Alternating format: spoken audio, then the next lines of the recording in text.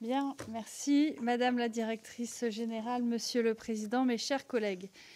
Notre commission, comme vous le savez, en tout cas les collègues le savent, nous sommes beaucoup penchés sur la situation préoccupante de certaines filières industrielles. Je pense à la filière automobile ou bâtiment, et nous avons déjà reçu un certain nombre de patrons d'entreprises et de représentants de ces filières. Une autre filière se trouve, selon nous, dans une situation quelque peu difficile, tout en représentant beaucoup d'emplois et de valeur ajoutée, c'est celle de la chimie. C'est pourquoi nous accueillons et nous vous en remercions les représentants de France Chimie afin de faire le point sur la situation économique et les perspectives de développement de l'industrie chimique en France. Nous recevons ainsi Madame Magali Smet, directrice générale de France Chimie, Monsieur Frédéric Fournet, membre du COMEX de France Chimie, président de France Chimie Grand Est, et Monsieur Pierre Luzeau, membre du COMEX de France Chimie. Quelques mots très rapides, et évidemment mes collègues interviendront pour les différents groupes parlementaires. Notre pays est désormais confronté à une série de plans sociaux et de fermetures de sites de production industrielle, avec pour l'année dernière plus de destruction que de création d'usines. Là, je parle tout secteur confondu, industriel, et une part de l'emploi industriel qui n'a jamais été aussi faible. Des décisions de fermeture ou de cession d'usines qui peuvent interpeller un certain nombre de collègues quand elles concernent des sites qui paraissent rentables, des groupes qui font des bénéfices, voire qui versent d'importants dividendes, tout en bénéficiant souvent d'aides publiques substantielles. Dans le cas de l'industrie chimique, l'avenir de certains sites nous apparaissent en jeu. Je pense à Vancorex dans l'Isère ou d'autres groupes comme des usines de Solvay, Bayer, Metex, etc. Avec des inquiétudes pour l'emploi, bien sûr, l'emploi local. Et nous représentons ici aussi tous nous sommes élus dans des circonscriptions où bien souvent il y a des industries chimiques importantes, mais également pour la maîtrise souveraine de certaines productions stratégiques. Je pense à l'aérospatiale, la défense, et puis évidemment la question des coûts de dépollution, de reconversion de ces sites. L'indépendance et la souveraineté industrielle nous paraissent d'autant plus importants dans le contexte géopolitique mondial en plein bouleversement que nous connaissons. Juste avant de vous céder la parole, juste 2-3 questions. D'abord, en octobre dernier, France Chimie lançait un cri d'alarme sur la crise qui touche le secteur en France et en Europe, avec le risque de détruire au moins 15 000 emplois directs dans notre pays. Et évidemment, nous vous interpellerons sur les entreprises, les filières les plus menacées, mais aussi ce que vous attendez du gouvernement, des législateurs en la matière. Question aussi, j'imagine, de la part de mes collègues sur les coûts de l'énergie, puisque vous avez des industries particulièrement consommatrices en énergie. Et à l'heure d'un post-Arendt à venir aussi, quelles sont vos préconisations en la matière? Et puis évidemment, je ne saurais finir sans évoquer la question de l'écologie, de la planification, de la reconversion écologique. Chacun y mettra son terme, mais en tout cas, voilà, doit-on forcément sacrifier la conversion écologique dans un contexte de concurrence internationale, ou sinon comment au contraire la garantir? Merci encore, Madame la Directrice Générale, messieurs, d'être à nos côtés pour informer les membres de notre commission et participer à cet échange. Je vous laisse la parole maintenant pour une introduction d'une quinzaine de minutes, comme nous en avons convenu. Merci à vous. Merci, Madame la Présidente, Mesdames et Messieurs les députés. Je vous remercie de nous accueillir aujourd'hui pour nous entendre sur la crise que traverse notre secteur en Europe et en France, et sur les mesures attendues par nos entreprises. Alors, je vais m'autoriser quelques mots en introduction pour présenter notre industrie et l'organisation que nous représentons. La chimie est un secteur économique majeur en France qui regroupe 4 000 entreprises et emploie 200 000 salariés sur l'ensemble du territoire. C'est un secteur qui est tourné vers l'export, avec 74% de notre chiffre d'affaires qui va à l'export et la moitié qui part hors d'Europe. C'est un secteur qui a connu une croissance continue depuis 15 ans et jusqu'à la crise Covid, qui a affiché une croissance nette en emploi et qui innove au bénéfice de l'ensemble de l'industrie. Nous consacrons à peu près 8% de nos effectifs aux activités de recherche. Nos solutions innovantes sont attendues par cette industrie pour relever les défis sanitaires, climatiques et environnementaux. Par exemple, nous développons les nouveaux principes actifs pour la pharmacie, des matériaux plus légers pour l'industrie automobile et aéronautique, de nouvelles solutions pour les batteries électriques, une économie plus circulaire, une agriculture plus durable, et j'en passe, les exemples sont nombreux. Ce rôle clé il a été reconnu par le rôle qui nous a été donné dans France Relance et France 2030. Il a été également reconnu au niveau du Conseil européen, puisque nous faisons partie des secteurs industriels qui sont considérés comme stratégiques pour la souveraineté industrielle. Donc j'insiste sur le mot souveraineté. Quant à France Chimie, notre fédération représente ce secteur et ses entreprises. Nous avons la chance d'avoir 900 adhérents et 1300 établissements. Et nos experts ont un double rôle, celui d'accompagner dans la mise en œuvre des réglementations, mais également de les accompagner dans leur transition énergétique, environnementale et digitale. Alors après ces quelques mots d'introduction, je voudrais préciser que nous ne pourrons pas commenter les cas spécifiques de fermeture de sites de nos adhérents. En revanche, aujourd'hui, nous souhaitons partager le contexte global qui nous semble pertinent, malgré tout, pour comprendre la situation de ces sites spécifiques. Donc le contexte plus global de la crise que traverse notre secteur. Frédéric Fournet, donc vice-président de France Chimie, et Pierre Luzeau, donc président de la commission de compétitivité, viendront illustrer mes propos et vous faire part de leurs attentes spécifiques. Alors, vous l'avez parfaitement mentionné, Madame la Présidente, en octobre dernier, nous avons, France Chimie, tiré la sonnette d'alarme. Tirer la sonnette d'alarme pour une fédération comme la nôtre, c'est assez inédit, mais tout comme la crise que nous traversons actuellement, à la fois par l'ampleur de cette crise, par la durée de cette crise et parce qu'elle touche l'ensemble des chaînes de valeur. Le premier élément dont il faut tenir compte, c'est que le taux d'utilisation des capacités industrielles au niveau européen stagne à 75% depuis maintenant 27 mois. Parmi nos adhérents, ce taux d'utilisation a même baissé à 71% depuis le début de l'année. Pour une industrie de coût fixe, ce taux d'utilisation ne permet pas de maintenir ni l'outil ni l'emploi. Alors ce décrochage, il s'explique par différents facteurs, une demande en berne, mais surtout un déficit de compétitivité lié à des coûts de l'énergie qui sont toujours très élevés et qui impactent à la fois le coût de nos matières premières et plus globalement l'ensemble de nos coûts. Malgré une accalmie par rapport à un pic de la crise énergétique, le prix du gaz en France devrait rester 3 fois supérieur à celui aux États-Unis et le prix de l'électricité à environ 1,7 fois supérieur aux États-Unis dans nos projections à moyen terme. Notre compétitivité, elle est également affectée par une réglementation dont nous soutenons l'ambition, mais qui n'est pas toujours proportionnée au pragmatique. Aussi, depuis 20 ans, le coût de la réglementation a augmenté en Europe et est passé de 4% à 12% de la valeur ajoutée, c'est-à-dire 2 fois plus que ce que nous consacrons à la recherche. Malheureusement, nos concurrents internationaux n'ont pas suivi cette tendance et malheureusement, nos clients n'ont pas valorisé ces surcoûts. Ce contexte défavorable, il est aggravé par les politiques industrielles offensives des autres régions du monde, États-Unis, Chine, Inde, Russie, et en particulier par la politique d'investissement agressive de la Chine qui conduit à des surcapacités mondiales dans de nombreux segments et au déversement de production à prix cassé en Europe. À date, la chimie concentre 39 des 146 dossiers anti-dumping ou anti-subvention en vigueur ou en instruction à Bruxelles. Malheureusement, et nous y reviendrons, l'instruction de ces dossiers est trop lente. Enfin, nous subissons en France, et ça c'est un cas particulier à la France, une fiscalité anormalement élevée, puisque le poids des cotisations employeurs et des impôts de production nets des subventions d'exploitation atteint aujourd'hui 18% de la valeur ajoutée. C'est un record au niveau européen, largement en écart par rapport à la moyenne européenne qui est de 11%, et largement en écart par rapport au deuxième sur ce podium, qui est la Suède, à 13%.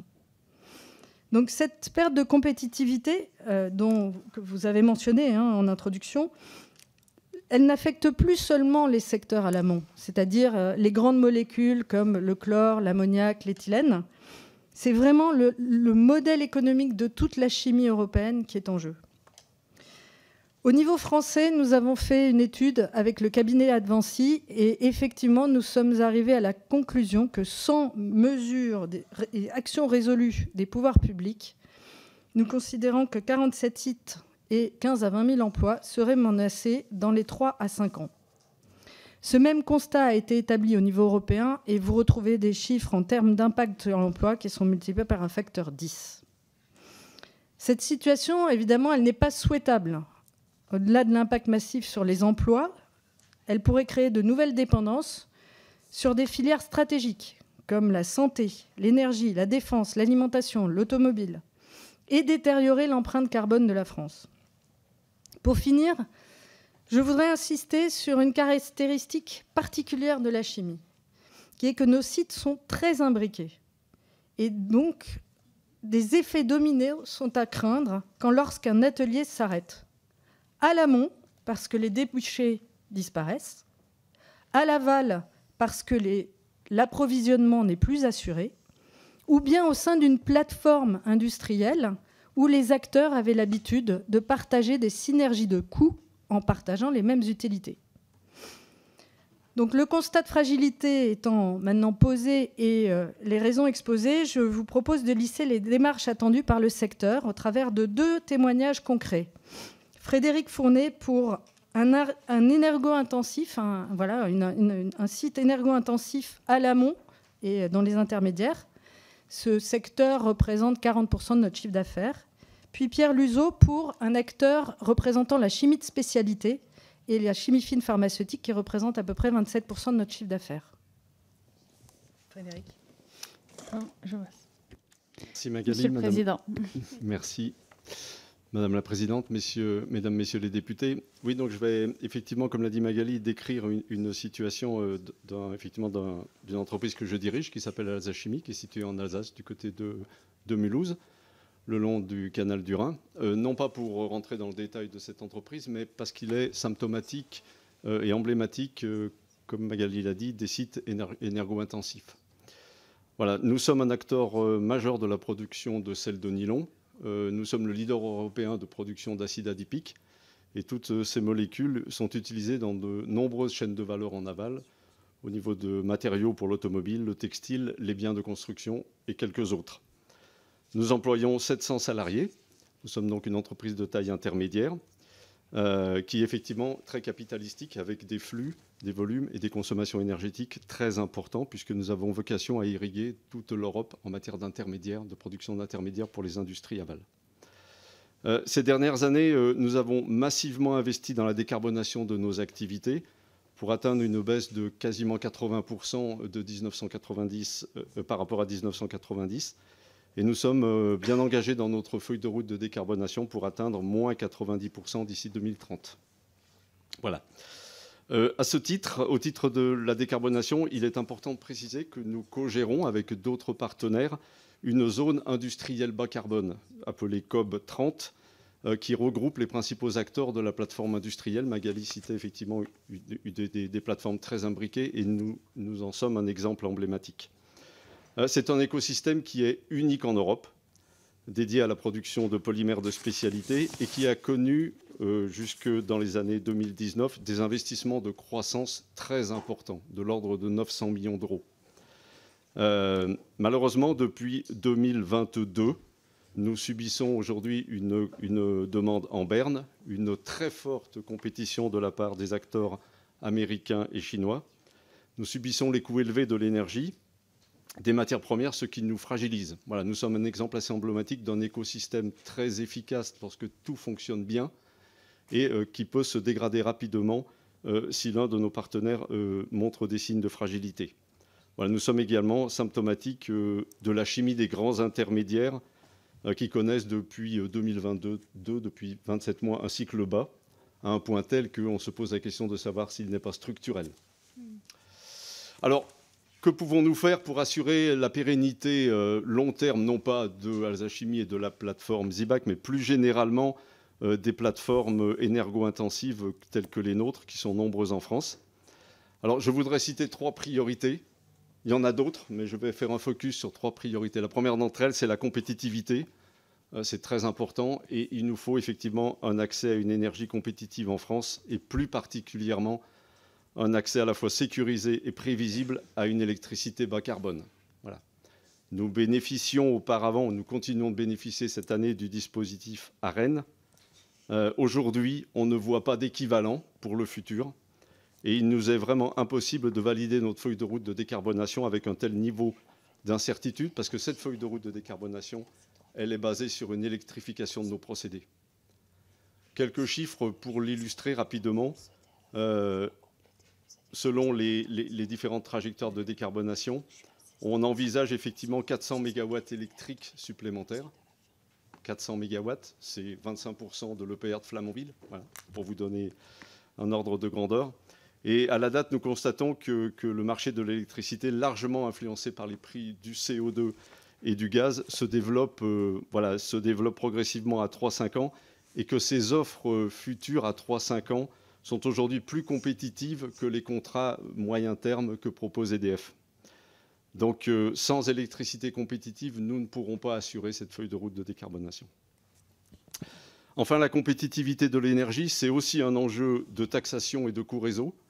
C'est important et nous pensons que voilà, ces coûts réseau et ces taxes doivent être maintenus pour l'industrie à un niveau très bas, tout au moins pour l'industrie soumise à une forte compétition internationale. Premier volet, donc, énergie, électricité compétitive, prévisibilité et visibilité. Deuxième volet, c'est la transition écologique. Nous sommes accompagnés pour la transition écologique par France Relance, France 2030, les agences de l'eau pour tout ce qui est décarbonation et effectivement également les démarches d'efficacité hydrique. Il faut bien comprendre que ces démarches représentent un coût et que ce surcoût n'est pas, je dirais, valorisé en aval par la chaîne de valeur. Pour faire simple, ce surcoût, nos clients en aval ne peuvent l'assumer. Et la charge que nous avons, eh bien, c'est une charge que nos concurrents étrangers ne portent pas, hors Europe. Donc c'est un réel problème. Donc il convient donc effectivement de sanctuariser la politique de l'offre, de maintenir les dispositifs d'aide, de soutien à la décarbonation et aux efforts d'efficacité hydrique. Je rajoute, et l'exemple que j'ai donné sur effectivement les puissances électriques nécessaires le démontre, qu'il nous faut également du soutien au niveau de la création des réseaux. Voilà, sans réseau électrique, sans réseau hydrogène, sans réseau CO2, nous ne pourrons pas également nous développer comme nous le souhaitons. Et ces investissements s'annoncent vraiment massifs. Voilà, donc premier sujet, énergie. Deuxième sujet, décarbonation et transition écologique. Enfin, dernier sujet, la réglementation qu'a évoqué Magali. Je vais faire court, mais nous avons vraiment besoin d'un choc de simplification réglementaire. Ce n'est pas une pause réglementaire. La pause réglementaire n'existera pas, mais nous avons vraiment besoin effectivement d'une vision un petit peu plus, je dirais, réaliste et pragmatique. Quelques exemples, revoir le ZAN, zéro artificialisation nette, simplifier les démarches de permitting et faire la chasse aux surtranspositions. C'est vraiment très important. Magali a donné le chiffre de 1,3 milliard par an que nous dépensons pour que la filière dépense effectivement pour effectivement, la réglementation, à mettre au regard des 4 à 6 milliards d'euros dont la filière a besoin pour la décarbonation. Merci. Alors, rapidement, s'il vous plaît. Mais voilà. Merci. Merci. Merci Frédéric. Je vais présenter maintenant d'abord très succinctement Séquence, qui est un groupe qui a 20 ans, qui je crois est emblématique de la chimie de spécialité, comme l'a rappelé Magali. On n'existait pas il y a 20 ans, on a aujourd'hui 25 sites dans le monde, 16 usines et 9 centres R&D. Notre caractéristique, c'est qu'on a un très fort tropisme français, puisque la moitié de nos sites et de nos effectifs sont sur les différents territoires français. C'est aussi, alors pour ce que l'on fait, on est essentiellement un fournisseur majeur, mais ce au niveau mondial, de principes actifs pour la pharmacie. Et je rappelle que ce que nous fabriquons, ce sont la molécule qui rend finalement le comprimé efficace, c'est la molécule qui soigne à la fin. Hein. Donc avec la crise du Covid, le grand public a évidemment découvert la vulnérabilité des chaînes de valeur, et en particulier sur certains approvisionnements lointains, en particulier d'Inde et de Chine, et qu'on est aujourd'hui en France le principal, voire parfois le seul producteur de nombreux principes actifs en Europe. Je citerai l'aspirine, la citirizine pour les allergies qu'on prend très régulièrement, beaucoup d'anesthésiants, des sédatifs, des médicaments contre l'hypertension, le traitement du cancer. Au total, on a plus de 200 principes actifs qui sont fabriqués essentiellement en France, mais aussi en Europe.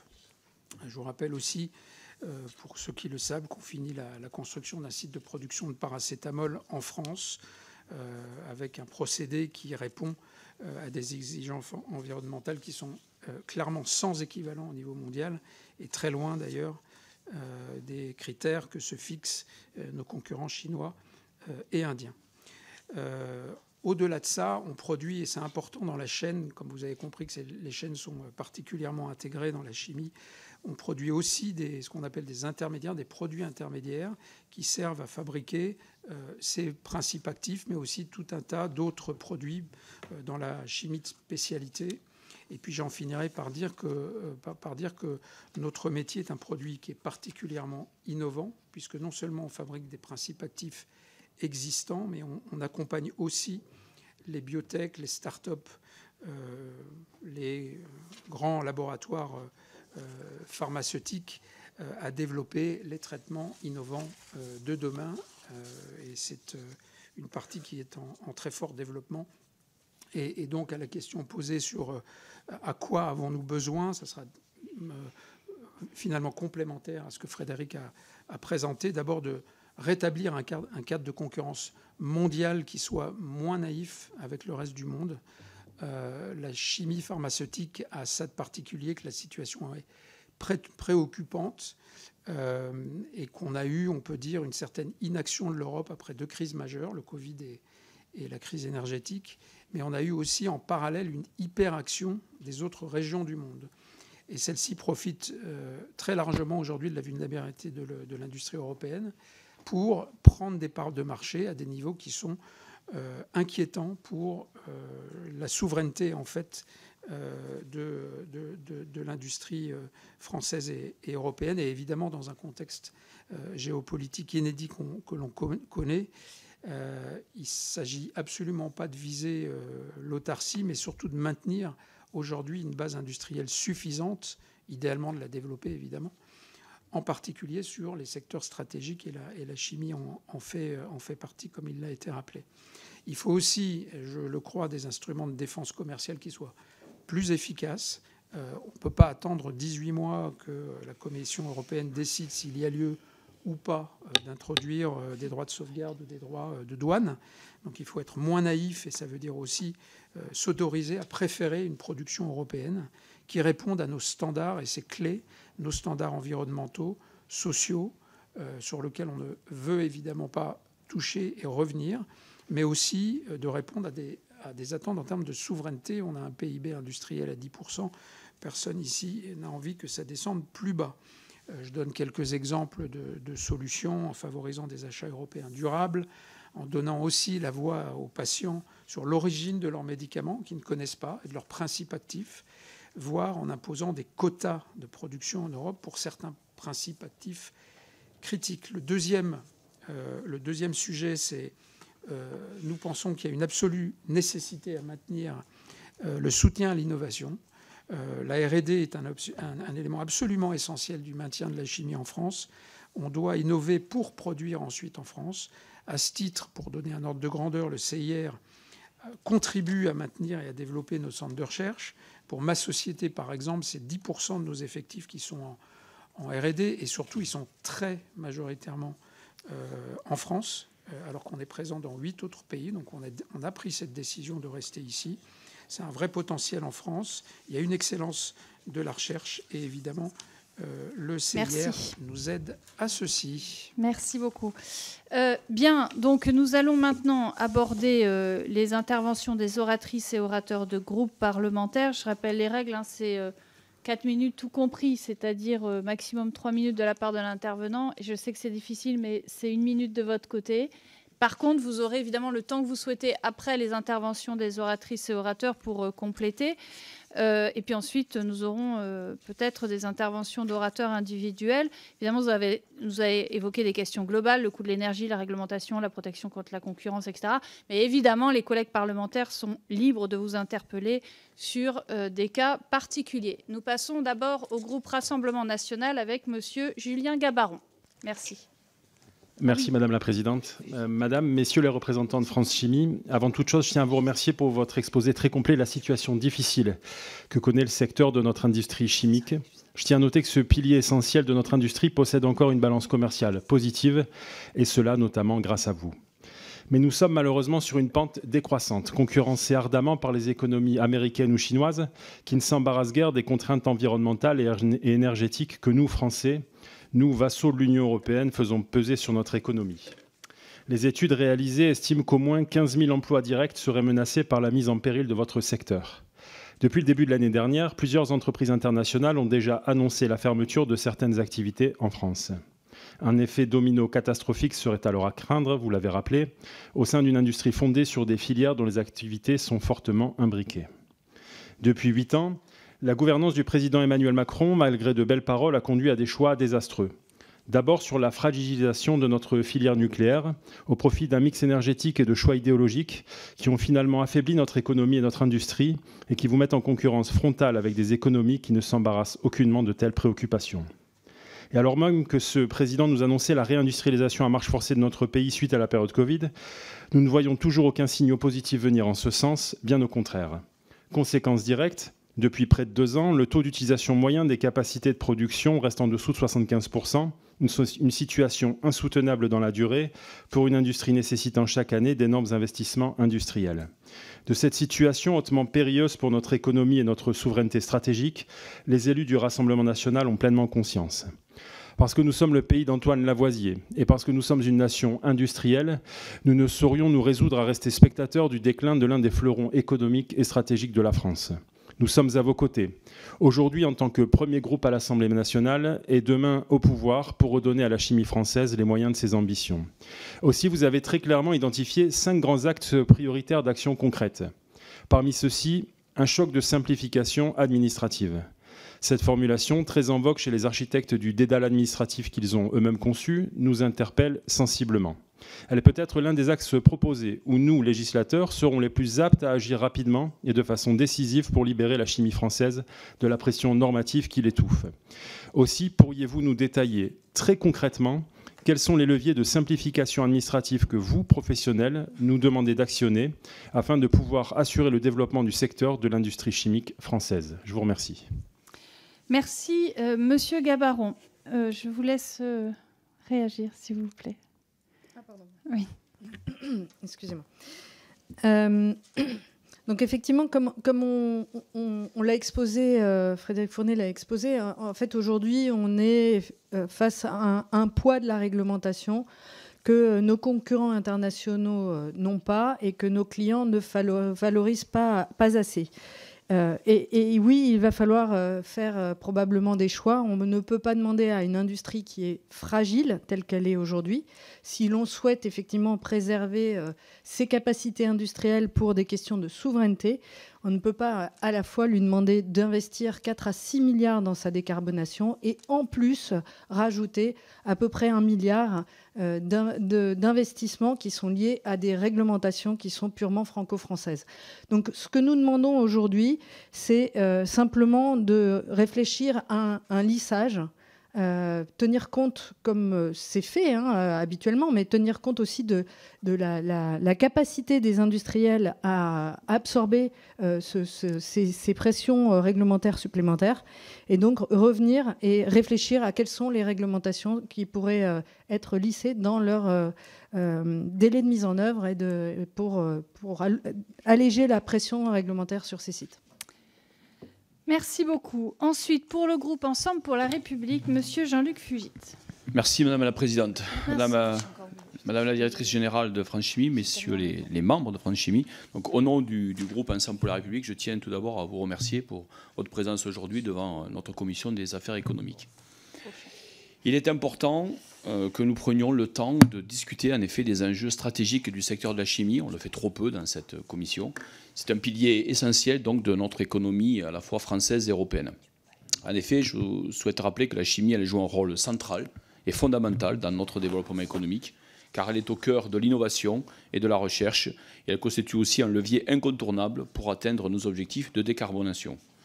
En fournissant les substances et matériaux indispensables à d'autres industries comme la pharmacie, le bâtiment, l'automobile ou l'agroalimentaire, on le sait, le secteur de la chimie joue un rôle clé dans la décarbonation de l'ensemble de notre économie, un enjeu majeur qui, je crois, est largement partagé ici.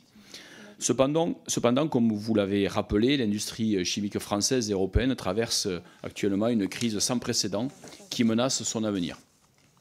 Depuis 2022, la production a diminué à raison de facteurs tels que l'augmentation des coûts de l'énergie, vous l'avez rappelé, la faible demande mondiale ou aussi la concurrence accrue de pays tels que la Chine ou l'Inde. Le contexte géopolitique actuel, avec la révision des accords commerciaux sous les coups de butoir de l'administration Trump, pourrait également peser lourdement sur le secteur. Dans ce contexte difficile, nous sommes conscients que l'avenir de la chimie est en péril. Les répercussions sont déjà visibles, fermeture d'usines, suppression d'emplois et incertitudes pour certaines entreprises. J'ai notamment une pensée pour les salariés de Vancorex dans l'Isère, entreprise qui pourrait disparaître et entraîner par effet domino un affaiblissement considérable de la filière de la chimie iséroise, mais aussi ailleurs comme dans mon département du Rhône.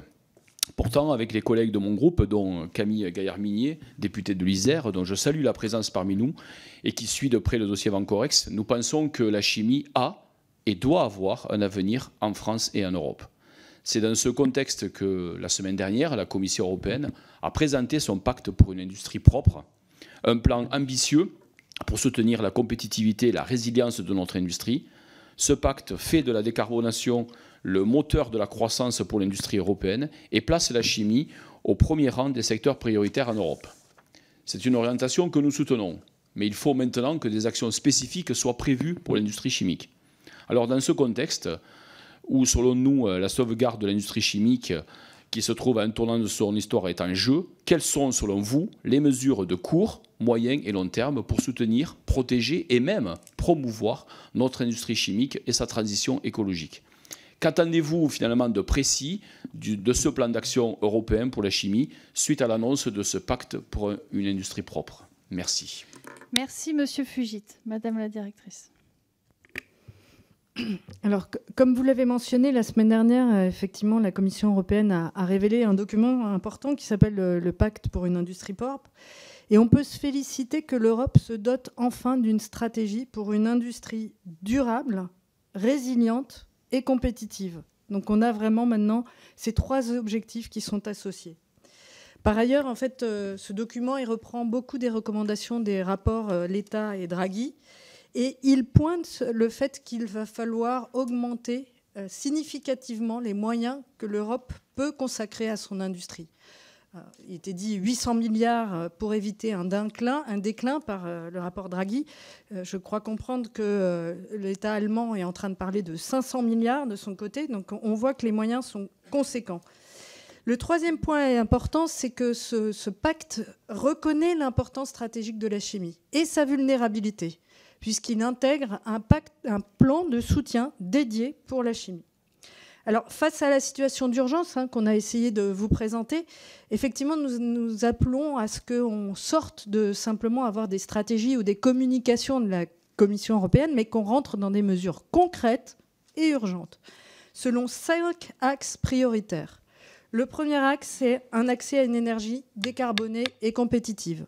Et là, je vais vous dire, la proposition de la Commission aujourd'hui n'est pas encore assez technologiquement neutre. Et les réponses par rapport au prix du gaz ne sont pas encore assez concrètes.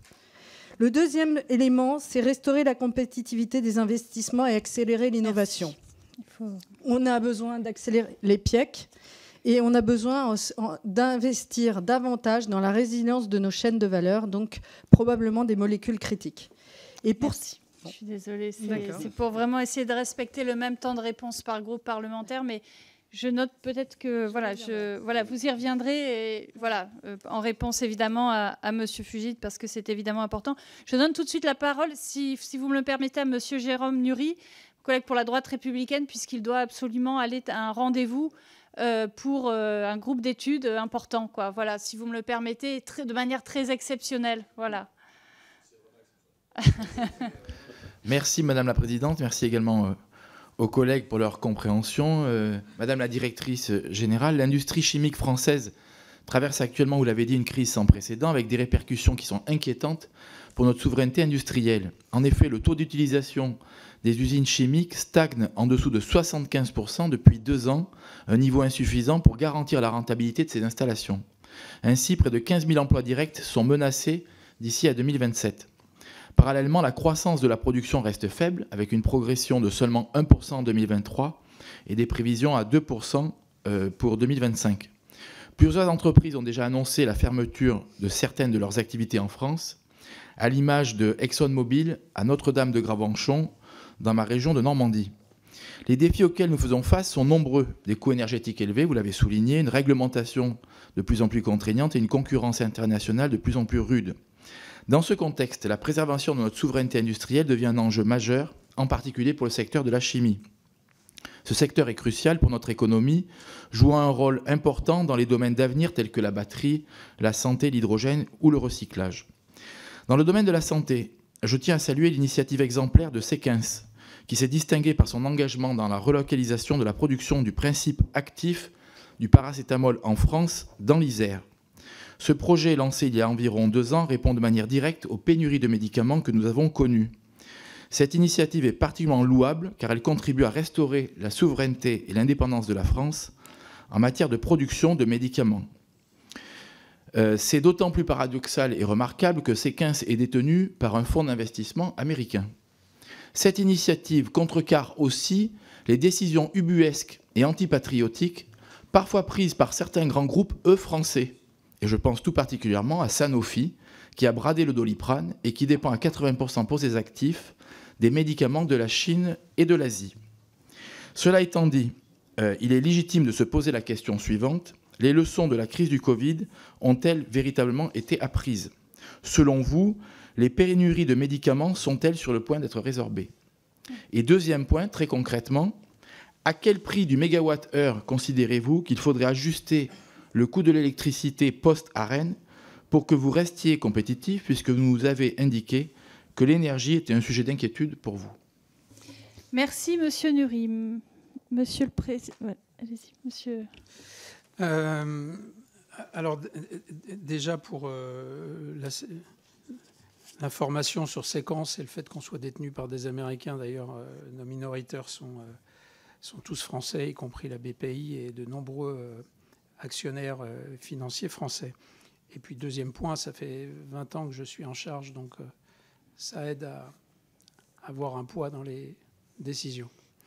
Ceci étant dit, vous avez parfaitement raison, les pénuries de médicaments continuent. On a eu, pour donner des chiffres, 37% des Français qui ont été confrontés au moins une fois à l'indisponibilité de médicaments en 23. Ça représente, en 22, c'était un peu moins, mais ça représente des chiffres qui sont totalement considérables et encore insuffisant. La cause est généralisée en Europe. Il faut imaginer que ce n'est pas un sujet uniquement français. Le premier outil à mettre en place, c'est d'avoir des stocks de sécurité chez les grands pharmaciens. Et deuxièmement, de se concentrer aussi sur les produits qui sont les plus en pénurie. Donc je pense qu'à cet égard, on va dire les travaux pour pouvoir relocaliser des médicaments est largement engagé. Je vous remercie d'avoir cité le projet paracétamol, mais j'avais indiqué en début d'intervention que nous en avons des dizaines et que c'est un engagement de notre part, en tout cas d'essayer de pouvoir reproduire ces médicaments et que malheureusement la pharmacie a un temps long. Donc entre le moment de l'idée, le moment de designer un processus et le moment où vous trouvez le produit sur le marché, vous ne pouvez pas imaginer que ça demande moins de 4 à 5 ans. Donc ce qui a été semé ici arrivera à partir de 26-27 dans les officines. Maintenant, encore faut-il évidemment que le législateur trouve les moyens de défendre le prix de nos produits. Pour le groupe La France Insoumise, Madame Sandrine Nosbé. C'est bon ? Ok. Merci Madame la Présidente. Madame Smet, Monsieur Fournet, Monsieur Luzo, nous devrions perdre donc 15 000 emplois d'ici 3 ans. Vous l'avez dit, Madame la Directrice Générale. Un cri d'alarme parmi tant d'autres face à l'industrie de la chimie qui est souffrante en France et en Europe. Le secteur de la chimie traverse aujourd'hui une crise inédite et très préoccupante. Baisse de la production, décrochage sur les coûts énergétiques, érosion de la compétitivité, fermeture d'usines, saignée sur l'emploi. Et dans ce secteur, quand un maillon casse, c'est toute la chaîne qui risque de s'écrouler. Vous l'avez dit également en introduction, et Vancorex en est la preuve. Les salariés du site de Pont-de-Claix en Isère ne cessent en effet d'alerter sur cette catastrophe en chaîne depuis plus de 6 mois, si la liquidation de l'entreprise est prononcée demain 6 mars. La fermeture de Vancorex, c'est la suppression de près de 450 emplois directs et de plus de 5000 emplois en cascade. C'est la création d'une friche industrielle avec des ateliers non démantelés, non dépollués, aux très nombreuses conséquences environnementales. C'est la fin de fournitures françaises de matières premières pour nos activités stratégiques, telles que la défense, le nucléaire et l'aérospatiale. Le gouvernement se doit d'intervenir, de soutenir les salariés, de renforcer leurs droits, de sauver cette industrie. Il en a les moyens. Il a les moyens de sauver le site de Vancorex. La nationalisation temporaire aurait pu être la solution. Pourtant, c'est non, nous a dit le Premier ministre dans un courrier la semaine dernière. Face à ce refus, salariés et syndicats de Vancorex ne baissent pas les bras pourtant et proposent la mise en place d'une société coopérative d'intérêt collectif. Le dépôt officiel d'une manifestation d'intérêt en ce sens a été effectué près du tribunal de commerce de Lyon. Demain, alors que le tribunal doit se prononcer sur la liquidation ou pas de Vancorex, il est nécessaire qu'une prolongation soit actée et cette proposition de reprise sérieusement étudiée. Vancorex est aujourd'hui le symbole de la crise du secteur de la chimie, symbole également malheureusement d'un gouvernement qui ferme les yeux et laisse notre industrie sombrer et notre souveraineté nationale disparaître. Mes questions sont les suivantes. Que pensez-vous de la mise en place d'une SIC ? Que pensez-vous des conséquences de la fermeture de Vancorex pour le secteur de la chimie ? Je vous remercie. Merci Madame Nosbé. Madame la Directrice. Alors, effectivement, comme on l'avait dit dans notre propos liminaire, on n'a pas vocation à commenter les cas particuliers. Maintenant, effectivement, le cas de Vancorex, comme vous l'avez d'ailleurs parfaitement dit, il est assez symbolique de la crise que toute la chimie subit actuellement. C'est un site qui est énergo-intensif, qui avait bien engagé sa décarbonation, qui a fait face à une concurrence déloyale de la part de la Chine, qui avait une production de molécules rares en Europe, avec des compétences très spécifiques. Et donc, nous ne pouvons, en tant que représentants de la chimie, déplorer une telle situation. Après, en tant que fédération, je n'ai pas à commenter en fait, les différents projets qui pourraient exister, que ce soit la nationalisation ou la coopérative, ce n'est pas de notre ressort. Tout comme il n'est pas de notre ressort en tant que fédération de réfléchir aux schémas industriels qui vont permettre à la filière en aval voilà. Je crois qu'il y aura d'autres auditions où vous aurez probablement les acteurs plus directement auxquels vous pourrez poser ces questions. Voilà. Mais effectivement, encore une fois, c'est effectivement assez symptomatique de la crise que nous subissons globalement dans la chimie. Et effectivement, c'est un cas ou une illustration des effets dominos et des risques que ça peut impliquer sur l'ensemble des chaînes de valeur. Merci, Madame la Directrice. Ensuite, pour le groupe socialiste, Madame Marie-Noëlle Battistel. Merci Madame la Présidente, Madame la Directrice, Monsieur le Président. Vous nous avez dressé un tableau de la situation de l'industrie chimique française, et nous le savons, qui est fortement internationalisée, avec plus de 60% de la production française qui est exportée principalement vers l'Union européenne, mais aussi vers l'Asie et l'Amérique du Nord. Les difficultés profondes du secteur sont connues, vous nous les avez rappelées, elles sont encore accrues sous l'effet des mutations induites par la mondialisation et transition énergétique et écologique d'ores et déjà amorcée. La crise énergétique liée à la guerre en Ukraine a d'ailleurs mis en lumière la dépendance de l'Europe aux importations d'hydrocarbures essentiels à la chimie de base.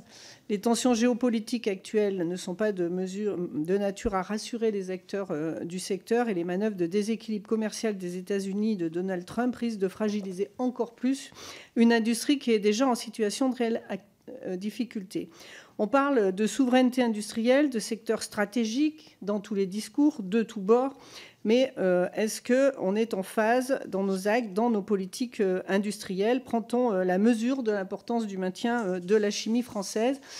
Vous avez dit ne pas souhaiter commenter les fermetures d'entreprises de vos adhérents, mais nous allons tout de même insister, puisque vous avez rappelé l'effet domino qui est lié profondément à la chimie, car les sites sont très imbriqués avec le partage des synergies de coûts.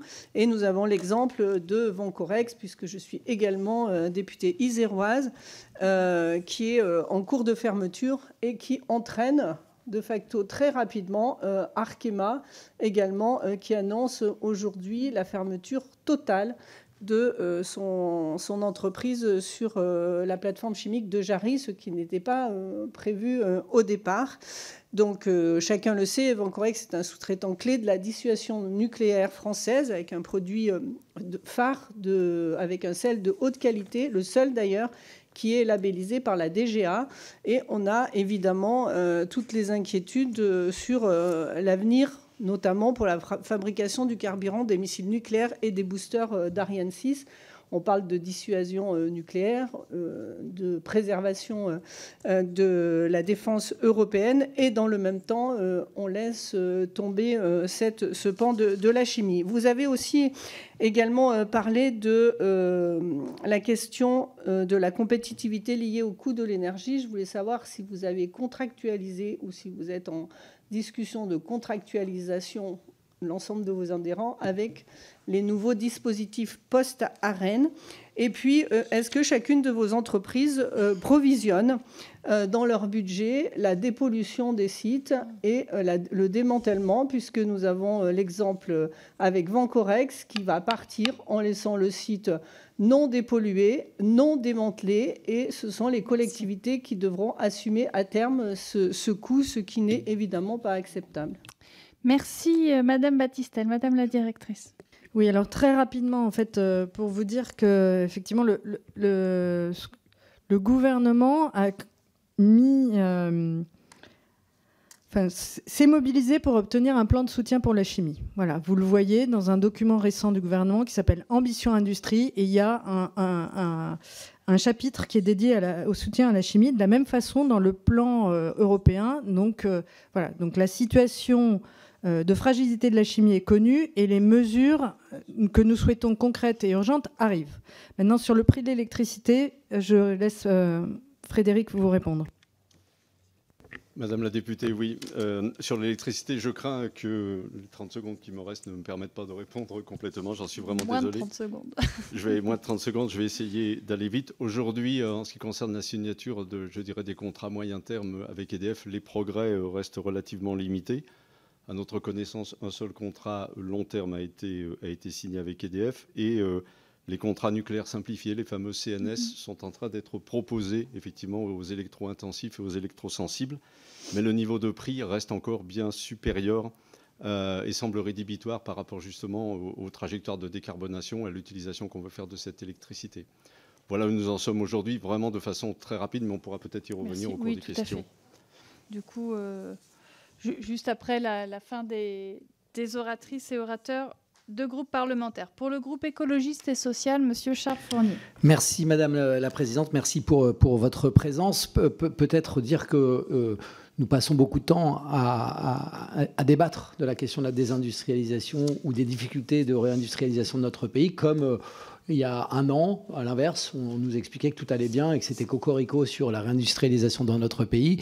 Et aujourd'hui, on peut s'apercevoir, et la chimie en est un exemple parmi d'autres, parce que la chimie, on l'appelle aussi la mère des industries, puisqu'elle nourrit d'autres industries. Évidemment, en chaîne, on est dans une situation absolument inquiétante. Vous avez nommé un certain nombre de raisons. Vous appelez à l'aide même, je pense. Je vous entends appeler à l'aide sur un certain nombre de sujets. Vous avez nommé des raisons qu'on peut partager. Évidemment, le coût de l'énergie, il n'y a pas de discussion sur le sujet. La concurrence internationale, j'y reviendrai, elle est effective. La stagnation de la demande. Mais vous vous exonérez de toute responsabilité dans la situation. vous exonérez par exemple du fait que nous ne maîtrisions plus les chaînes de valeur et il n'y aurait pas eu de délocalisation dans le passé. Vous n'auriez pas des groupes qui ont joué aussi sur la main-d'œuvre à pas cher en Arabie Saoudite, par exemple, pour faire du raffinage sur un certain nombre de produits chimiques. Vous n'auriez pas de responsabilité là-dedans. Moi, je pense que si on est à l'heure d'interroger des solutions pour l'avenir, il faut aussi peut-être se dire que le mot souveraineté, ce n'est pas un mot seulement à utiliser dans l'actualité. Il faut lui donner du sens, il faut lui donner une perspective. Et pour nous, cette souveraineté, elle n'est pas simplement la réponse à toutes vos demandes, elle est aussi des engagements écologiques et sociaux. C'est à ce prix-là qu'il y aura une souveraineté. Je voudrais d'ailleurs vous interroger sur votre vision, et j'espère que vous ne botterez pas en touche, du protectionnisme. Est-ce que vous seriez favorable à des mesures de protectionnisme, et lesquelles? Si elles devaient exister, vous êtes bien favorable à des mesures de baisse du coût du travail. Seriez-vous favorable à l'échelle européenne à des mesures de protectionnisme? Vous évoquez la situation de la chimie. Moi, je voudrais vous entendre sur la chimie verte, qui aurait été peut-être un levier de transformation de nos activités de chimie. Mais là aussi, des entreprises sont en difficulté du côté de la chimie verte.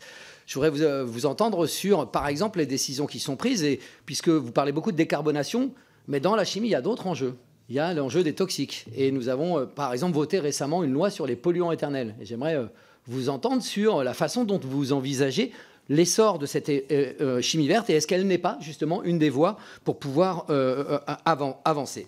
Et puis, vous allez me dire que face à cette chimie verte, c'est qu'il n'y a pas de demande et que c'est pour ça que c'est compliqué. Mais du coup, qu'est-ce que vous pourriez attendre du Parlement pour que, en termes de réglementation, et non pas en termes de pause réglementaire, parce que j'ai entendu que vous évoquiez tout à l'heure un lissage des mesures réglementaires, mais de quelle manière vous considérez que nous pourrions pousser cette chimie verte, cette transformation de la chimie, et pas seulement sur la décarbonation? Merci. Merci. Monsieur Fournier, Madame la directrice. On va déjà vous répondre sur la politique commerciale. Quelque chose sur lequel on peut s'entendre, c'est qu'il y a une concurrence déloyale sur les métiers qui sont les nôtres, et que la chimie, c'est un des secteurs qui est les plus affectés de ce point de vue-là. Sur 39 cas de mesures de défense commerciale en vigueur et en cours d'investigation, il y en a 39 pour la chimie sur un total de 147, donc 27%. Donc on est un secteur massivement attaqué. Il y a certains pays comme la Chine qui ont clairement compris le rôle stratégique de la chimie, pas que. Il y a l'Inde aussi, il y a les États-Unis, et qu'on est passé, par exemple, sur la Chine d'une autosuffisance à aujourd'hui une domination du marché mondial avec 40% des parts de marché. Donc, parmi la désindustrialisation, évidemment, cette concurrence qui revient en Europe, concurrence qui nous amène des produits à contenu carbone considérable. Certes, on a des usines qui ferment en France, mais malheureusement, on récupère les produits mal fabriqués. Donc ça, c'est un premier point. En revanche, on soutient évidemment le pacte vert. C'est quelque chose d'important pour nous, mais il faut aussi convenir qu'on a besoin de réunir des conditions de réussite pour que ce plan évite une désindustrialisation massive. Tout le problème est évidemment du bon équilibre. Ça passe par une énergie compétitive, décarbonée. Merci. Et puis plein d'autres choses que vous allez compléter juste après, quand nous aurons fini avec les interventions des oratrices et orateurs de groupe. Pour le groupe démocrate, Monsieur Philippe Bollot. Merci Madame la Présidente, Madame la Directrice Générale. Des injonctions contradictoires tendent à orienter l'avenir de la chimie en France et en Europe. D'un côté, face au risque de déclin d'un secteur stratégique pour notre souveraineté, la voix de la France pousse un Critical Chemical Act, identifiant 15 composés chimiques stratégiques à la manière de ce qui a été fait pour les matières premières et les médicaments. De notre côté, plusieurs molécules, plusieurs familles chimiques emblématiques de la pétrochimie sont pointées du doigt par les scientifiques en raison de leur impact pour le climat, pour la biodiversité et pour notre santé. Je fais ici référence aux additifs de la pétrochimie des polymères. Dans un cas comme dans l'autre, les arguments s'entendent. Défendre les emplois et la souveraineté, défendre une planète vivable pour les générations futures. Parce qu'il faut créer des emplois et de la valeur pour financer nos politiques publiques, parce que l'on ne peut plus attendre et reporter à plus tard la protection du vivant et des milieux, biens communs sans lesquels aucune politique économique n'a de sens sur le long terme. Quel chemin stratégique peut être suivi par la chimie pour continuer à assurer ses fonctions vitales et essentielles sans produire des effets irréversibles au climat, à la biodiversité et à notre santé. Et en vous posant cette question-là, Madame la directrice générale, je suis particulièrement conscient de ce que cela représente comme difficulté dans la réponse. Je ne vous demande pas de vous positionner par rapport au sujet, aux solutions qu'apporte la chimie adressées à ces transitions qui sont face à nous, mais par contre aux impacts que représentent certains secteurs de la chimie sur, encore une fois, le climat, la biodiversité et la santé. J'ai bien compris dans vos propos liminaires les difficultés qui étaient associées à cela, et en particulier les coûts induits qui représentaient évidemment des impacts significatifs pour vos clients et une concurrence internationale. Faut-il pour autant tout abandonner ? Mais ne s'agit-il pas d'une impasse, que c'est un tel abandon de cette transition écologique, car les économies d'aujourd'hui seront certainement les coûts majorés de demain. Je vous remercie. Merci beaucoup, Monsieur Bollot. Madame la directrice. Alors, en 1 minute. Deux, parce que en fait, c'est 4 minutes en tout. Donc merci. Là, okay. C'est bizarre, ça. Très bien. Alors, très simplement. Déjà, premier point, en fait, je crois qu'on l'a peut-être pas mentionné, mais notre secteur a déjà réduit ses émissions de 70% depuis 1990. Et je pense que si vous regardez tous les secteurs industriels, nous sommes celui qui a le plus progressé dans sa décarbonation. Alors effectivement, le sujet, c'est que là, on arrive sur des émissions qui sont plus difficiles à abattre, avec des investissements beaucoup plus importants. Et donc l'enjeu, c'est comment est-ce qu'on arrive à moins 80 en 2030. Le deuxième élément, vous avez parlé, quelle est notre stratégie par rapport à cette chimie et au niveau européen? Quel que serait demain ce plan de soutien pour la chimie? Il y aura 2 volets dans ce plan de soutien. Un premier volet qui est comment est-ce qu'on maintient les productions sur effectivement des molécules critiques qui sont très en amont, que parfois on n'arrive même pas à importer parce qu'elles ne sont pas faciles à transporter et qui sont essentielles pour que la compétitivité se diffuse, une compétitivité qu'on espère décarbonée, se diffuse sur les chaînes en aval. Le deuxième volet, c'est l'innovation. Et là, je vais répondre à monsieur le député tout à l'heure. En fait, évidemment, il y a aussi l'innovation. Évidemment, on a besoin de développer la chimie biosourcée. Évidemment, on a besoin de développer le recyclage chimique ou les matériaux de haute performance pour les batteries ou l'hydrogène. Voilà, donc c'est vraiment 2 volets. Une stratégie qui est à la fois comment est-ce qu'on travaille la résilience de nos chaînes de valeur et comment est-ce qu'on se prépare au marché et aux nouveaux marchés de demain. Merci beaucoup. Monsieur le Président Chassaigne, je ne sais pas si vous voulez prendre la parole pour le groupe GDR. Oui, merci Madame la Présidente. Oui, moi je voudrais revenir sur ce qui apparaît sans doute comme étant un point central des difficultés du développement industriel aujourd'hui, c'est sécuriser l'accès à une énergie bas carbone compétitive, une électricité moins chère. Et on voit bien que la difficulté, c'est dans le bras de fer qu'il y a notamment avec EDF pour la négociation des contrats long terme de 10-15 ans. On le voit avec des TPE, notamment PME même, sur nos territoires, qui ont le plus grand mal à avoir des tarifs qui soient des tarifs leur permettant de continuer à exister quelquefois, de continuer à exister, et qui pourraient leur permettre aussi d'avoir des investissements de décarbonation. Et c'est là une difficulté. Et je crois que vous n'avez pas communiqué, vous avez souhaité qu'il y ait des offres moyen terme, 3-5 ans, avec mécanisme de protection. Mais je vois une forme de contradiction par rapport à ça, parce que dans ce cas-là, je crois que vous pourriez dire, très franchement, que vous condamnez la libéralisation du marché de l'électricité. Parce que si on demande des mécanismes de protection, il faut aussi s'attaquer à la libéralisation du marché de l'électricité, c'est-à-dire une régulation qui soit publique, avec un service public de l'électricité. Est-ce que vous pensez qu'on peut véritablement répondre aux enjeux sans qu'on ait ce service public d'électricité? J'ajouterais, c'est peut-être plus délicat, mais quel tarif de mégawattheure permettrait selon vous de répondre aux objectifs de compétitivité? Et quelles sont les remontées que vous avez de terrain d'ailleurs, vraiment ce qui se passe au niveau TPE-PME? On voit les grandes entreprises, Bayer, Arkema, Exxon, mais que se passe-t-il au niveau des PME notamment qui sont dans la chimie? Merci. Monsieur le Président.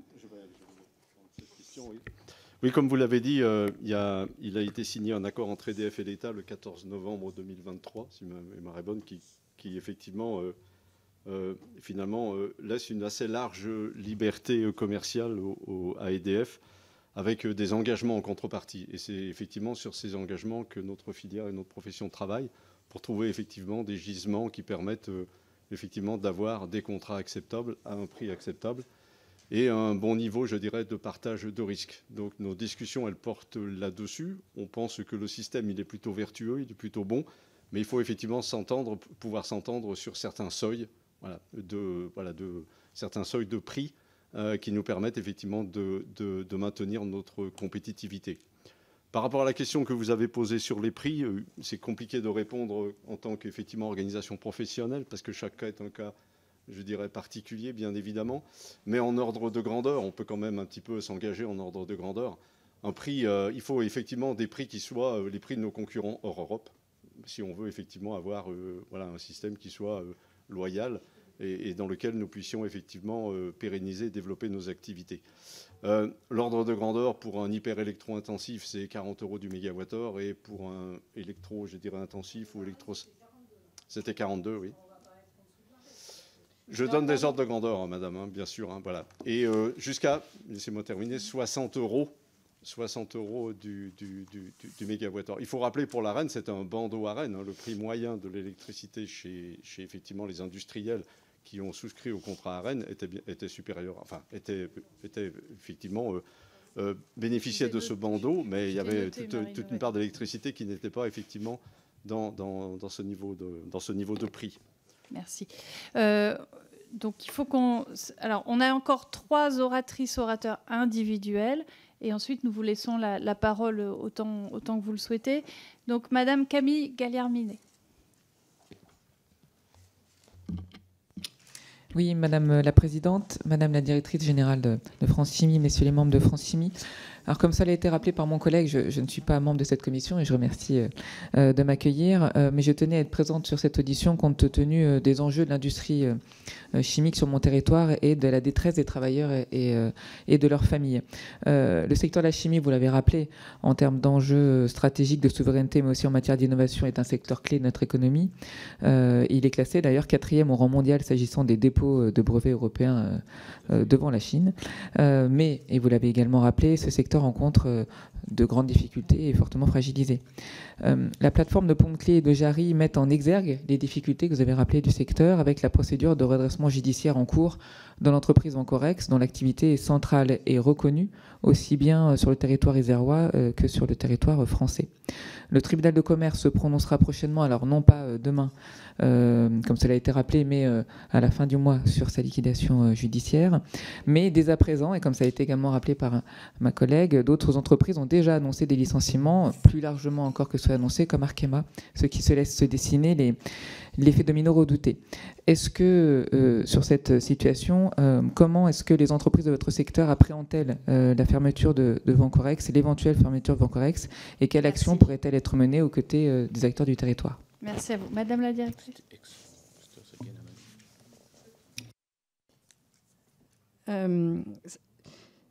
Alors, comme je l'ai dit tout à l'heure, en fait, nous ne sommes pas en mesure de pouvoir commenter un cas spécifique d'un site adhérent. Nous, en tant que fédération, nous avons souhaité alerter sur la situation plus globale de notre secteur, mobiliser les pouvoirs publics pour un plan de soutien et pour que, effectivement, ce genre de... ces cas malheureux que vous vivez sur les territoires se reproduisent le moins possible dans l'ensemble de notre secteur. Voilà. Donc nous sommes mobilisés pour obtenir un plan de soutien. Ce plan de soutien, il se décline en 5 axes.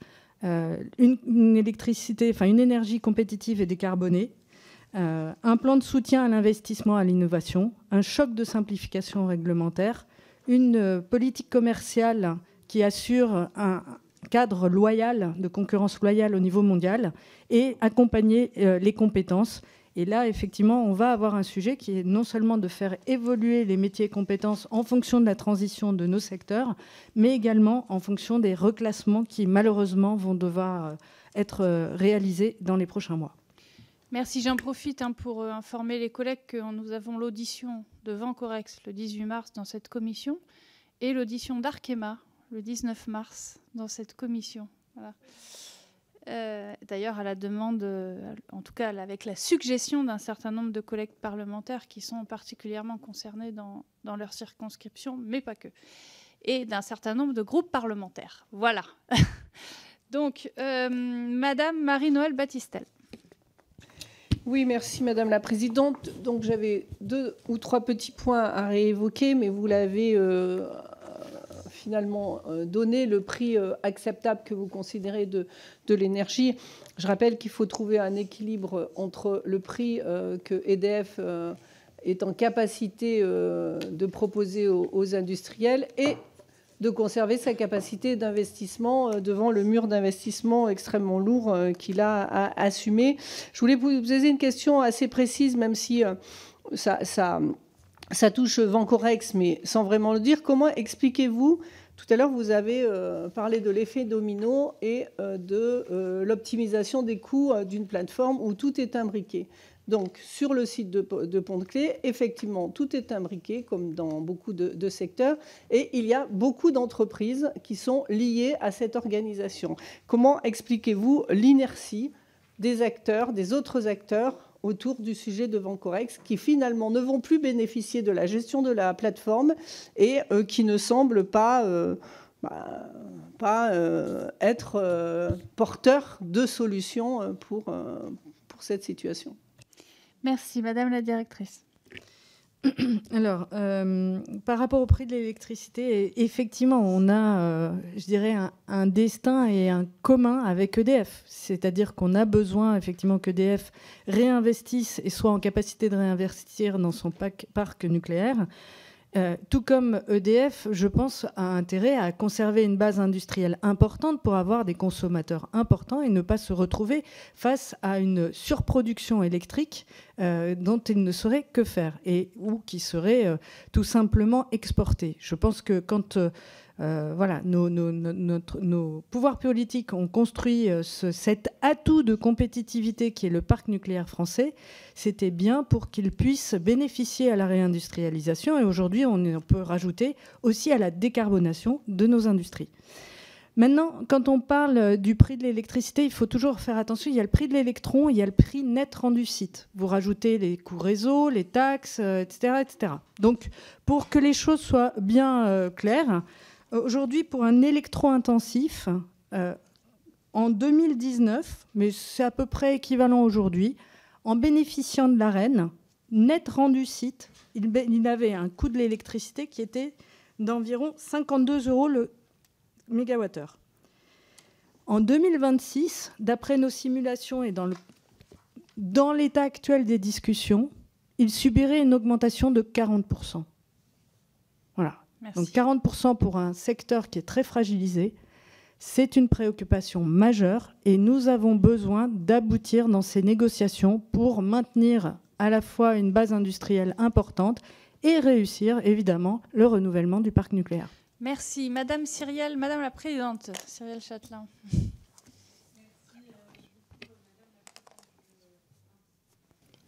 Merci beaucoup, Madame la Présidente. Je vais inscrire mon intervention dans la suite de l'intervention du député Fournier pour dire qu'il y a 2 enjeux. Il y a effectivement l'enjeu et le devoir du gouvernement de soutenir une industrie française et de l'autre aussi une responsabilité des industriels. La première d'entre elles est quand même de se contraindre, comme le font tous les citoyens, un certain nombre de règles. Et j'avoue que je suis étonnée au vu de la difficulté européenne que connaît le milieu de la chimie d'entendre par exemple des avis sur le ZAN. Je pense que la question du ZAN n'est sans doute pas l'un des éléments premiers de la difficulté de la filière chimique. Ça, c'était la remarque. Après, j'ai 3 questions précises. 1, le sel, pensez-vous qu'il est nécessaire d'avoir du sel français ? Est-ce que pour vous, c'est une composante importante à avoir au niveau français? 2, vous avez parlé d'effet domino. J'entends que vous ne commentez pas les affaires particulières, mais est-ce que, par exemple, sur un site comme Vencorex, quels sont les effets domino que vous pouvez anticiper en sachant que Vencorex a déjà eu un effet sur Arkema qui pourra avoir un effet, par exemple, sur ESA Ruby? Et donc ça, c'est seulement ce qu'on voit en Isère. J'imagine que vous avez un avis au niveau national. Et 3e question, la question de la solidarité entre les membres. Vous l'avez dit, il y a une interdépendance forte sur Vencorex. On le le sait, aujourd'hui, il y avait des discussions entre les différents acteurs de l'industrie, du secteur chimique, pour arriver à des conditions qui permettaient de sauver le site. Ces conditions n'ont pas été réunies. Je pense quand même que quand on est une filière en difficulté, il y a aussi un enjeu de solidarité à l'intérieur de ses membres. Merci. Madame la directrice. Oui, alors je voudrais revenir en fait juste sur un point. On a parlé effectivement des difficultés du secteur. On n'a pas parlé aussi de ce qui fonctionnait bien dans notre secteur. Alors je voudrais quand même juste vous rappeler, il y a aussi 20 nouvelles usines qui sont sorties de terre depuis 3 ans. Ces 20 nouvelles usines, c'est des nouvelles implantations qui ont effectivement besoin de ne pas être contraintes par le ZAN. Voilà. Par exemple, vous avez aussi dans le recyclage chimique des projets qui avaient été annoncés au moment du plan de relance pour 2 milliards d'investissements. Donc c'est de la même façon, ces nouvelles implantations ont besoin d'avoir des autorisations environnementales et un processus qui facilite leur implantation. Donc c'est de ce point de vue-là où en fait on demande à avoir une accélération. La loi Industrie verte a intégré et a adopté déjà des premières mesures pour accélérer les choses. Nous ne sommes pas encore aujourd'hui à l'équivalent de ce que nous vivons dans d'autres régions du monde. Merci. Monsieur Jean-Luc Fugit. Merci Madame la Présidente. Oui, je reprends la parole parce que j'espère que Madame la Directrice Générale pourra avoir le temps de compléter les réponses qu'elle n'a pas pu m'apporter tout à l'heure. Donc voilà. Parce que c'était un peu frustrant finalement, mais ce n'était pas sa faute, c'est la faute du timing.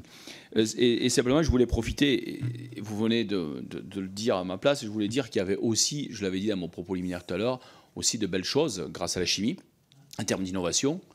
Et je rappelle, et je le dis aussi un petit peu à la direction de mes collègues, secteur indispensable pour réussir la transition écologique dans notre pays. Vu toutes les conséquences au niveau de l'automobile, on l'a dit, etc., etc. Donc on ne réussira pas dans la transition écologique dans ce pays sans avoir une chimie et une industrie chimique forte. Et donc, il faut qu'on se batte pour cela. Je profite des quelques secondes qui me restent, mais vu qu'on a dépassé sur les dernières interventions largement les 1 minute, je peux le faire. Je voudrais simplement aussi, quand vous répondrez, Madame la Directrice Générale, que vous évoquiez aussi la question du recrutement, des compétences, comment vous voyez les choses avec l'enseignement supérieur, comment ça se passe, est-ce qu'aujourd'hui on a du mal à recruter, si oui, est-ce qu'il y a des niveaux de diplôme où c'est plus difficile que d'autres, et comment ça se passe finalement.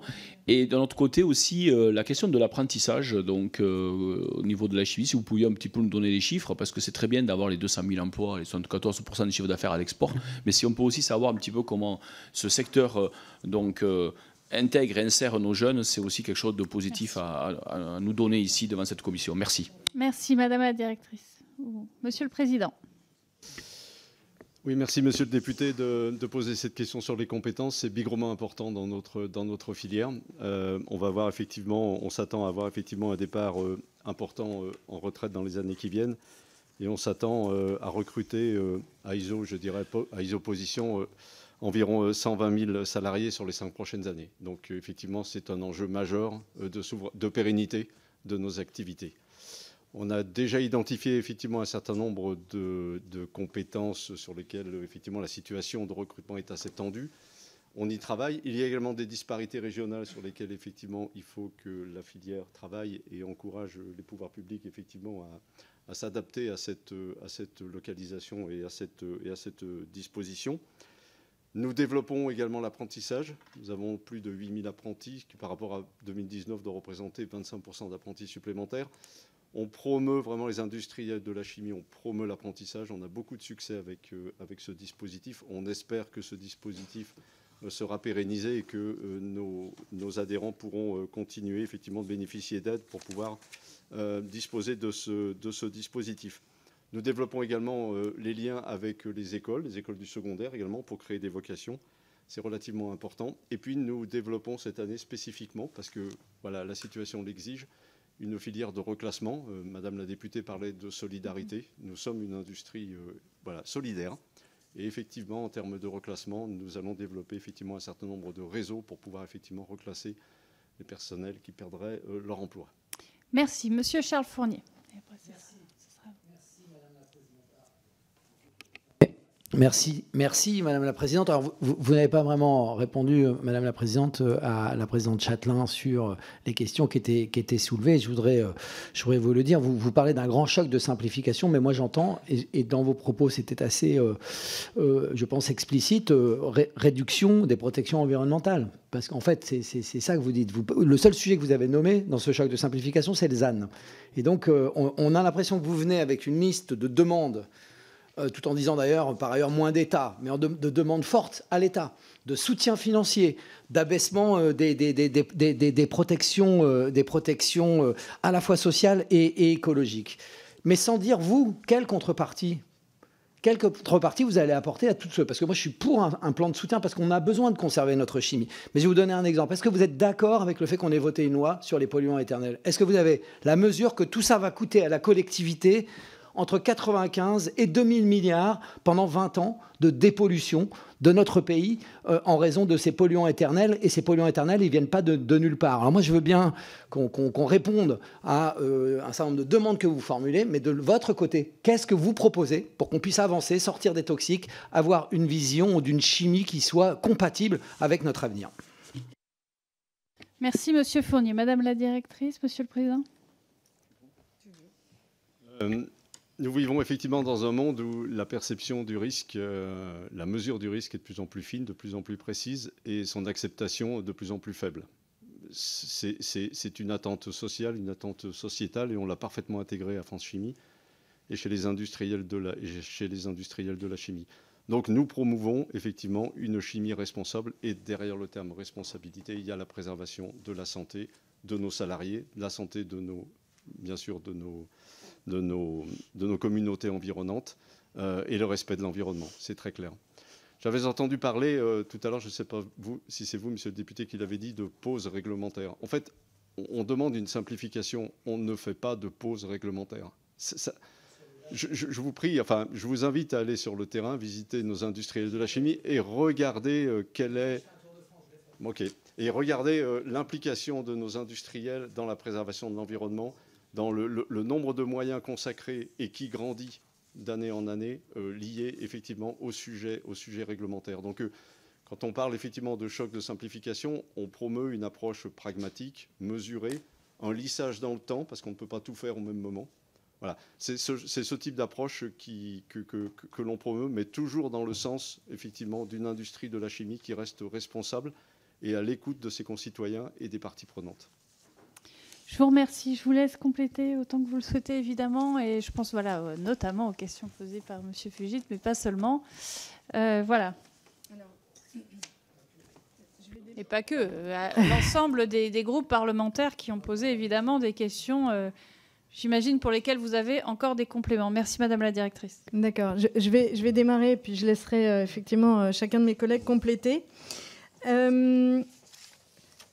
Parmi les points que nous n'avons pas eu la possibilité d'aborder, je voudrais juste rappeler, en fait, le plan de relance post-Covid, ça a créé effectivement un dynamisme dans l'investissement en chimie qui était spectaculaire. En fait, on a vu effectivement, et on a eu des annonces, 5 milliards d'investissements étaient annoncés, que ce soit dans la décarbonation, la chimie biosourcée, le recyclage chimique, les matériaux, les polymères de spécialité ou les principes actifs de la pharmacie.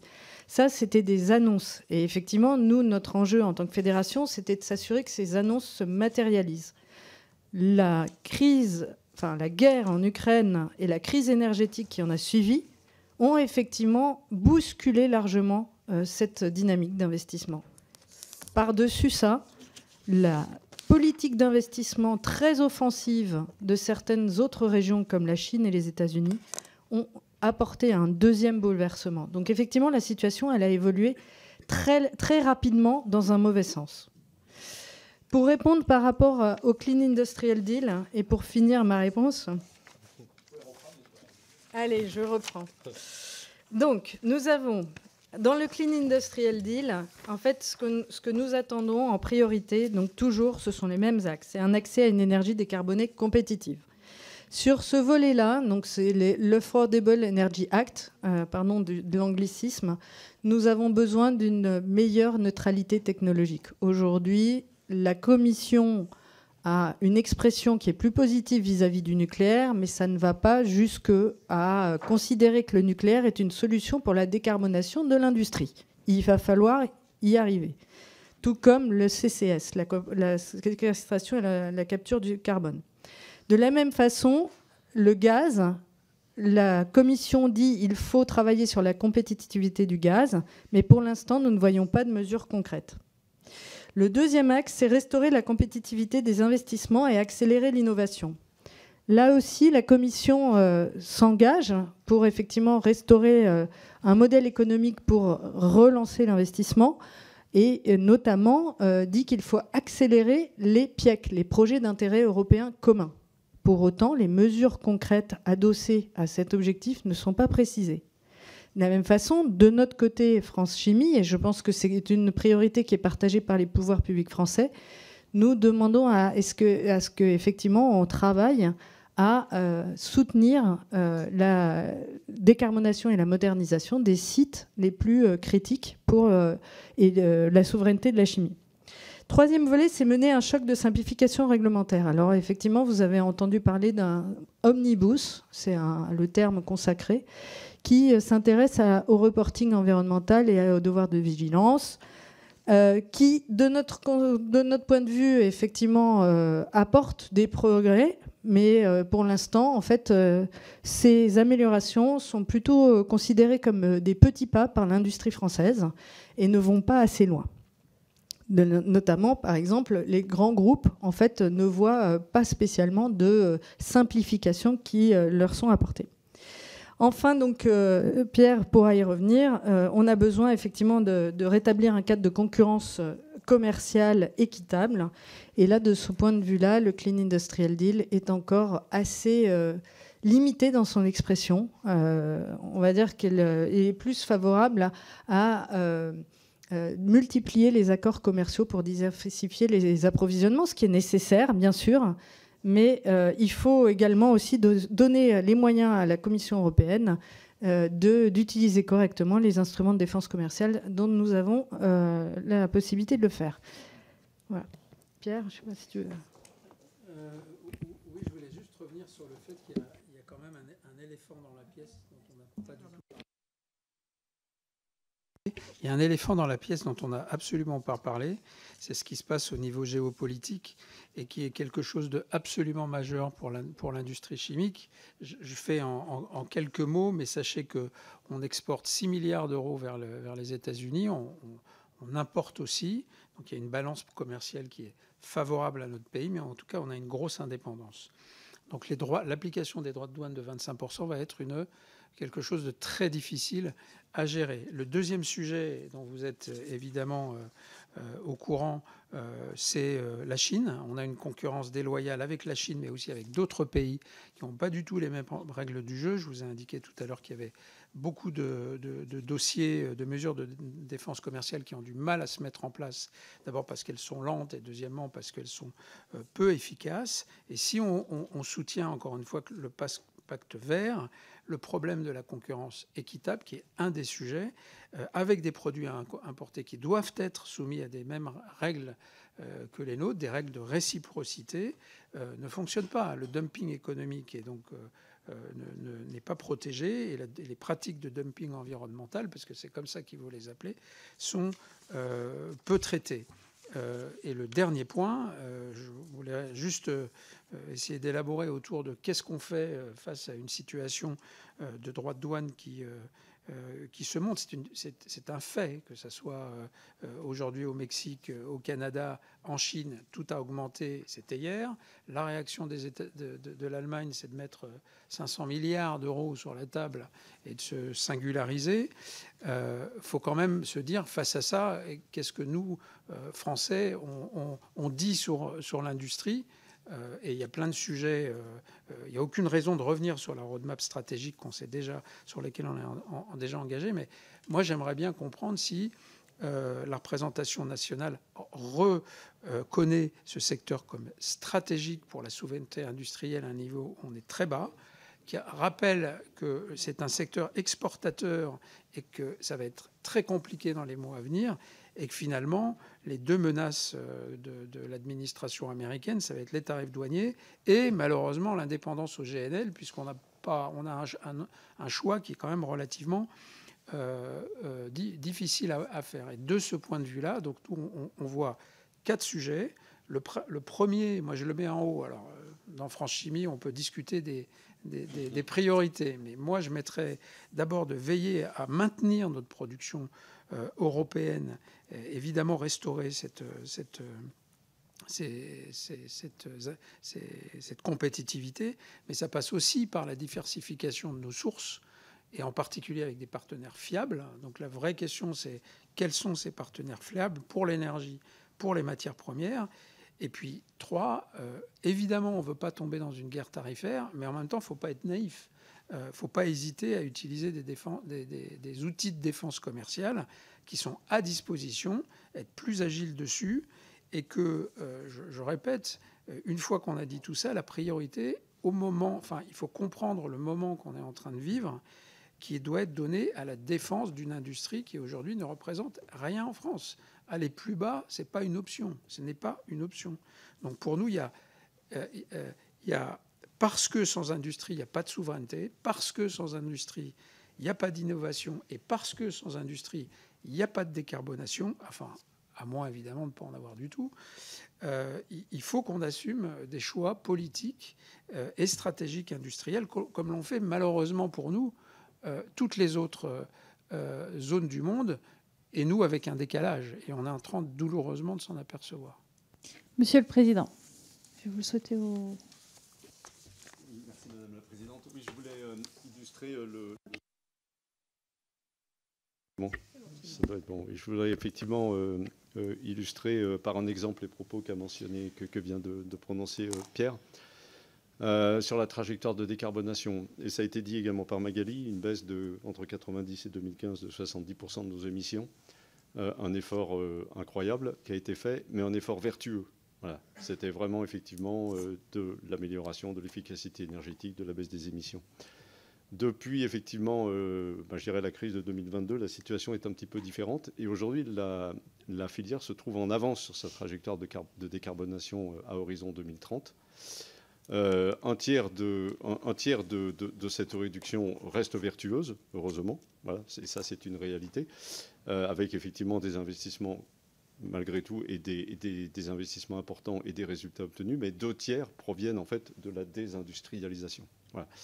Et donc ça, c'est clairement ce qu'on ne veut pas. Voilà, très clairement, c'est ce qu'on ne veut pas. On veut retrouver effectivement notre souveraineté et pouvoir effectivement enclencher cette dynamique positive que l'on a connue entre 90 et 2015, je dirais. Voilà. Merci beaucoup. Je crois en tout cas, il me semble pouvoir dire qu'on partage tous en tout cas cette préoccupation de sauvegarder une souveraineté en matière d'industrie chimique. Et je crois que nous considérons tous, il me semble, que c'est un secteur stratégique. Et je dois dire que vous dites on ne peut pas tomber plus bas, mais à l'heure d'aujourd'hui, néanmoins, c'est plus de 200 000 emplois. Donc même en matière d'emploi, évidemment, sans compter tous les emplois indirects qui sont menacés quand un site industriel chimique ferme. Donc évidemment, c'est pour nous une grande préoccupation. Et je l'avais dit en introduction, évidemment qu'il y a des bouleversements géopolitiques mondiaux qui frappent aussi le secteur industriel, et nous en sommes pleinement conscients. Et c'est l'objet aussi de cette audition et des auditions que nous aurons par la suite, parce que nous allons faire une série, comme on l'a fait sur l'industrie automobile. Et voilà, on souhaitait vous auditionner, et donc là aussi, avec la suggestion de certains collègues, vous auditionner en préalable, avant, y compris d'auditionner un certain nombre d'industriels et patrons du secteur. On a bien entendu aussi vos diverses préoccupations, la question notamment de la concurrence déloyale, la question du coût de l'énergie et évidemment de bien d'autres sujets. Mais je crois que notamment sur la protection contre la concurrence déloyale et la régulation des prix de l'énergie, nous sommes quand même, je dirais, une quasi-unanimité à porter cette idée que nous avons besoin d'outils supplémentaires en matière publique. Merci. Merci à vous.